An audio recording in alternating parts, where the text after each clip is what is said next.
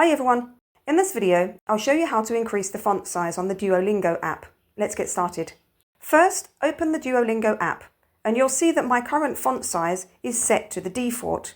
To make it larger, we'll need to adjust the system settings. Go back to your home screen and open the Settings app on your mobile device. Scroll down and tap on Display and Brightness. Then tap on Font and Display Size. Use the font size slider to adjust the text size. Slide to the right to make it larger. After that, make sure to turn off the toggles for bold text and high contrast text if they are enabled, as these might affect how the font looks. Now go back to the Duolingo app.